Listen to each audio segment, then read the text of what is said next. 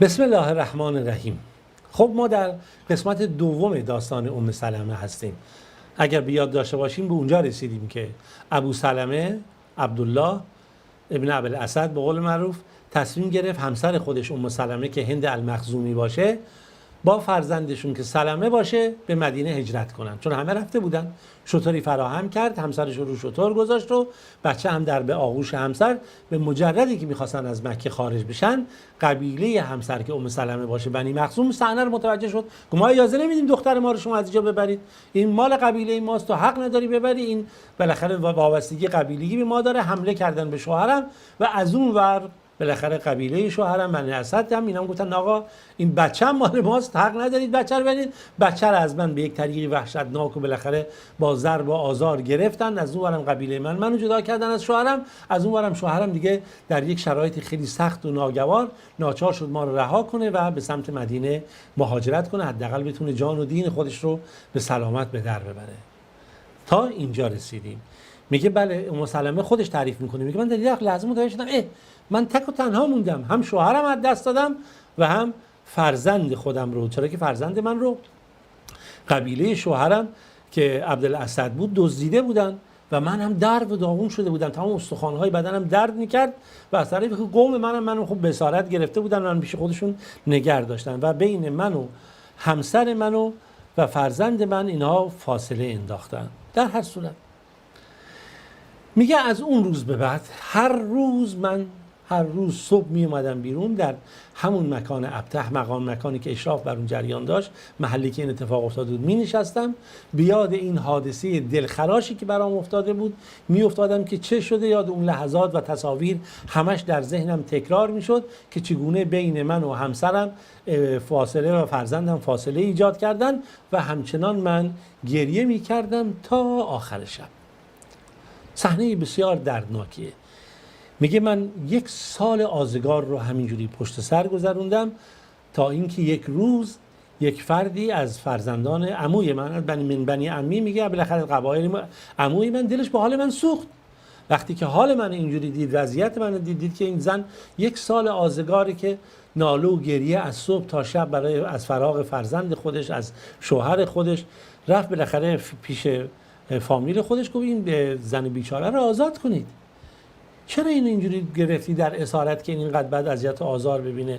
چرا بین این و همسرش و فرزندش فاصله جدایی انداختید؟ میگه این بالاخره این فامیل ما اینقدر وساطت کرد، صحبت کرد تا قلب‌های اونها نرم شد، عطوفت اونها بالاخره به جوشش در اومد و گفتن خب بگید بره پیش همسر خودش. اما خب من چطوری میتونستم پیش همسر خودم برم در حالی که پاره جیگر من در مکه در نزد خانواده همسر من بود؟ و میگه همینجوری آرامش من تموم نمیشد، اشکای من تموم نمیشد و من نمیتونستم هجرت بکنم. چگونه من هجرت کنم و فرزند من اینجا در مکه نزد اینها بمونه؟ تا اینکه بالاخره باز برخی از مردم وقتی شرایط اینجوری دیدن، غم و اندوه منو دیدن که من هم دیگه نمیرم پیش شوهرم و غم و اندوه دارم، والا از دست خانواده خودم آزاد شده بودم.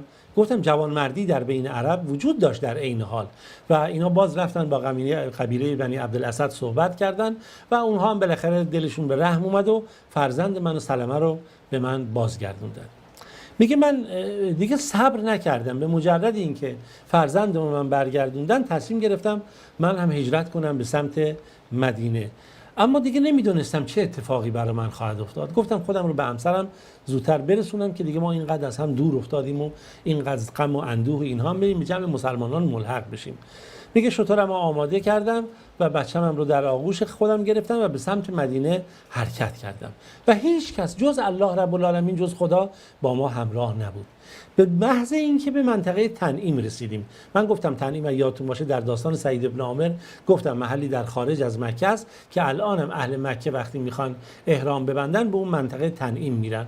حالا مثلا میگیم که یک استادیوم امروزی، یک محل دشت مشخصی بود که گاهی بعضی از مراسم رو عرب در اونجا میگرفت و معروف منطقه تنعیم بود در بیرون از مکه. میگه به اونجا که رسیدم عثمان ابن طلحه منو دید. عثمان طلحه، گفتم باز بحث جوانمردی عرب هست، همیشه در این داستانها داشته باشید که این نکته خالی نیست. میگه منو دید، گفت دختر توشه مسافران، کدیم زاد و راکب اسم پدرش بود، کجا داری میری؟ گفتم میخوام برم مدینه. گاهی کسی هم با تو همراه هست یا تنها هستی با بچت؟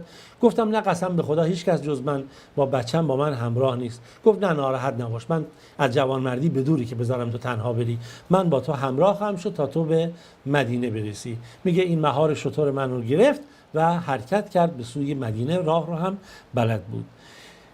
جالب نکته عجیبی رو که ام سلمه قلب میگه قسم به الله رب العالمین من با هیچ کس همسفر، هم صحبت و همراه نشدم که به جوانمردی و نیک اخلاقی و نیک رفتاری این عثمان ابن طلحه باشه، که اگه من اشتباه نکرده باشم چون گاهی اسما رو فراموش میکنم. بله عثمان ابن طلحه، این غیر از حضرت عثمانه، یه وقت دچار اشتباه نشید. اون عثمان ابن عفان از رضی الله عنه ذوالنورین، این عثمان ابن طلحه. و میگه که بالاخره این انسان این چنین جوانمردی بود. میگه مهار شتر من داشت، در هر جایی که قرار بود استراحت کنه شتر رو کاری میکرد که بخوابه. شتر میدونی مینشست شتر، و وقتی من از شتر پایین میومدم میرفت دور از ما مینشست در زیر سایه‌ای در جای استراحت میکرد تا ما هم استراحت کنیم دور از اون، که بالاخره چشم ما به اون نیفته، چشم اون به ما نیفته. خیلی یک حالت حجب و حیا و شرافتمندانه. و باز دوباره به همین صورت وقتی میخواست راه بیفته چیزی میشه ما سوار میشدیم، شتر رو میگرفت و میومد و تا این مسیر تمام این گونه میگه با نجابت و با شرافت با من برخورد کرد و ما این گونه مسیر رو گذروندیم تا به مدینه رسیدیم. و میگه اصلا حتی فاصله میگرفت، من مثلا سوار شتر بشم سوار شتر میشدم، وقتی میخواستم پایین بشم به همین صورت.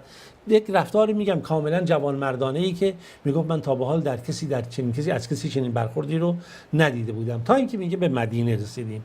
میگه به مدینه رسیدیم، از دور به قبا دیده میشد. گفت نگاه کن اینجا قبا هست، مال قبیله بنی عمرو بن عوف هست، همسر تو در همینجا هست، برو به برکت الله رب العالمین. و میگه دیگه از من خداحافظی کرد و برگشت. حالا این جوانمردی ها ببینید واقعا عجیبه. خلاصه ام سلمه نقل میکنه میگه که این بالاخره دوری ما، این فاصله‌ای که بین ما ایجاد شده بود تمام شد و من دوباره به ام سلمه رسیدم، به همسر خودم و ابو سلمه، یعنی ام سلمه میگه همسر خودم ابو سلمه رسیدم و بالاخره با فرزند خودم زندگیمون رو دوباره ما آغاز کردیم و گویا که تمام این حوادث و غم‌ها یه چشم به هم زدن نبود، بیشتر نبود. میگه جنگ بدر بود، ابو سلمه در جنگ بدر همراه پیامبر خدا صلی الله علیه و سلم بود و در اون جنگ پیروزی بزرگی به دست آوردن و بعد هم خب در غزوه احد به همین صورت ایشون هم کنار پیامبر در این پیکار جنگید و قهرمانانه هم جنگید، اما بالاخره زخمی شده بود و این زخم سبب شده بود که ایشون محل‌هایی که آسیب دیده از شمشیر و نیزه چرکی بشه، متورم بشه و ایشون دیگه در بستر در خونه افتاده بود، در حالی که دیگه نمیتونست کاری رو انجام بده و من هم همچنان سعی میکردم همسر خودم ابو سلمه رو مداوا بکنم. یه روز همسر من رو به من کرد، گفت ام سلمه. گفتم چیه؟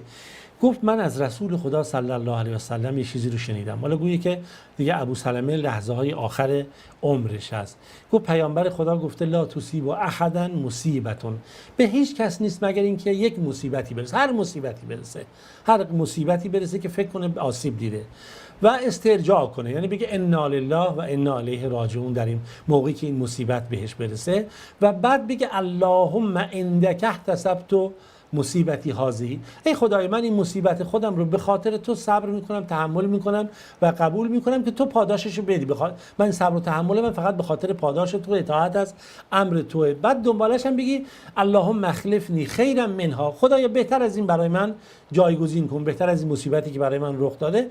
الا اعطاه الله عز وجل، و اگر کسی این چنین از صدق قلب انا لله و انا الیه راجعون گفت و از صدق قلب صبر کرد در اون مصیبت و از خداوند پاداش نیک خواست و از خدا خواست که بهترین رو براش جایگزین کنه، جزئی نیست که خداوند بهترین رو جایگزین خواهد کرد و پیامبر خدا صلی الله علیه و سلم این رو به من گفت. در هر صورت ایشون میگه ابو سلمه همچنان در بستر بیماری بود تا اینکه یه روز صبح پیامبر خدا صلی الله علیه و سلم اومد به دیدنش. همین که پیامبر میخواست برگرده و از در خونه بره بیرون خداحافظی کنه از ابو سلمه با این دنیا خداحافظی کرد و از این دنیا رفت. پیامبر خدا صلی الله علیه و سلم برگشت و چشم چشمان ابو سلمه رو با دستان شریف خودش رو، دستان مبارک خودش، این یار خودش و چشمانش رو بس که رو به آسمان داشت نگاه میکرد و پیامبر گفت خدایا ابو سلمه رو مورد مغفرت خودت قرار بده و جایگاه و منزلت اون رو نزد مقربان در بهشت قرار بده و برای اون هم بهترین رو جایگزین بکن،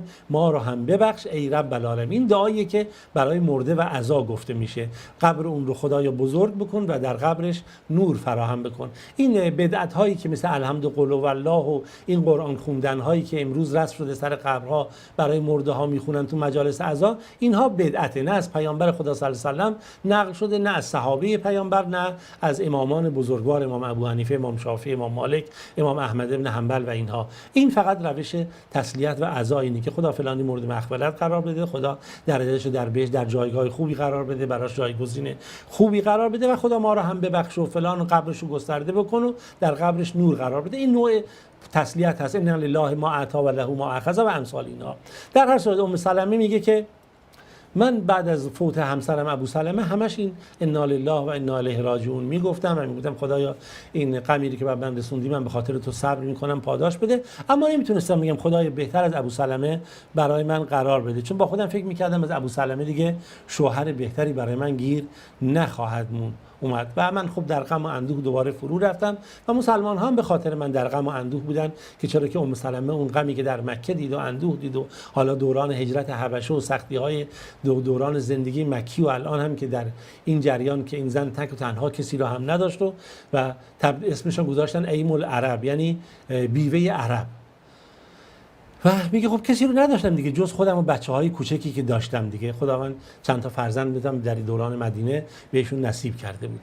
میگه مهاجران همه این رو حس میکردن و میدونستن جریان چیه و این غم و اندوهی که بر ما بود و به همین سبب ابوبکر صدیق رضی الله عنه اومد از من خواستگاری کرد، اما من قبول نکردم که از ازدواج با ایشون رو. عمر رضی الله عنه میگه اومد باز هم حضرت عمر رو هم ام سلمه قبول نکرد تا اینکه رسول خدا صلی الله علیه و سلم میاد خواستگاری ایشون. میگه یا رسول الله من نمیتونم شما رو رد کنم، اما یه مسئله هست، من دارای 3 خصلت هستم که میخوام که این 3 خصلتی که در من وجود داره میترسم که سبب ناراحتی شما بشه.